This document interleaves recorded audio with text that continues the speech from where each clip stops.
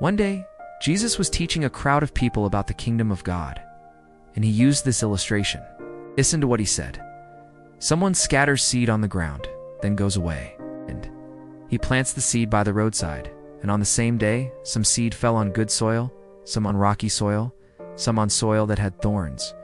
And when the seed on the good soil began to sprout, some grew into plants, then yielded grain, each plant bearing 30, 60, or even 100-fold. But the seed along the roadside only produced a meager crop.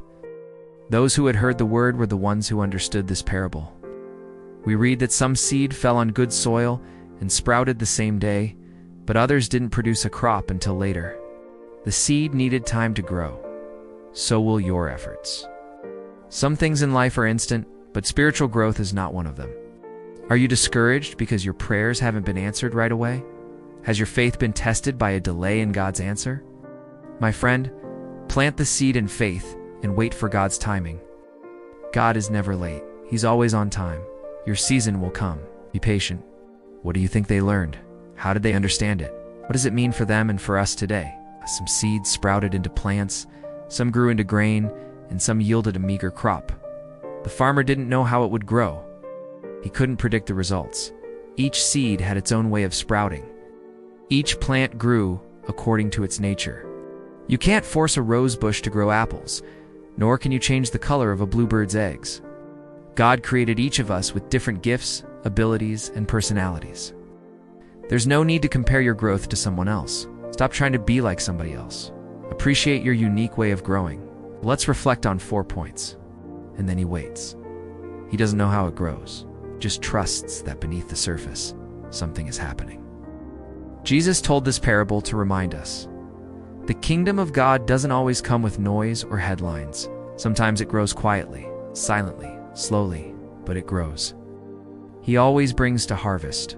Point number 1, the farmer plants the seed. That's what we read in verse 26. Some seed fell on good soil. You may wonder if your prayers matter, if your faithfulness is bearing fruit. But take heart. God is at work, even when you can't see it.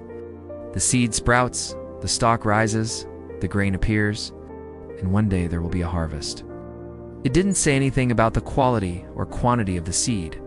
Notice, it doesn't say he stood around to see if the seeds sprouted or grew. He didn't hover around the seeds, fuss over them, or water them. After planting, he trusted that the seeds would grow on their own. Does this relieve your anxiety? Do you tend to micromanage your walk with God, fussing over every little detail, trying to force things to happen, wondering if things are happening? Here's the truth. God will cause the growth. Trust this truth. Stop trying to control everything. Relax your grip. Release your worries. Take a break from all the heavy lifting. Plant the seed and trust God for the growth. It simply says some seed fell. This reminds us, regardless of what we're planting, God will use it. Do you ever feel like your efforts aren't good enough? Your prayers aren't big enough. Your faith isn't strong enough. Your love isn't pure enough. Listen, all you need is what God has already given you. Don't worry about its quality. God will take what you have and use it to accomplish His purposes. You don't need to get better. You need to get going. Just plant what God has given you, where He has placed you, and He will do the rest. Point number 2. The farmer didn't fuss over the seed. We read that after scattering the seed, the man went away. Point number 3. The farmer didn't expect immediate results. Point number 4. The farmer didn't know how it would grow. The farmer plants the seed. In your life, you may not always see progress. So keep planting, keep trusting, keep waiting with hope, because God is faithful to bring life in His time. Thank you for watching. If this message encouraged you, be sure to like, share, and subscribe for more gospel-centered reflections. And remember what God begins. Until next time, sow in faith and rest in the quiet work of God.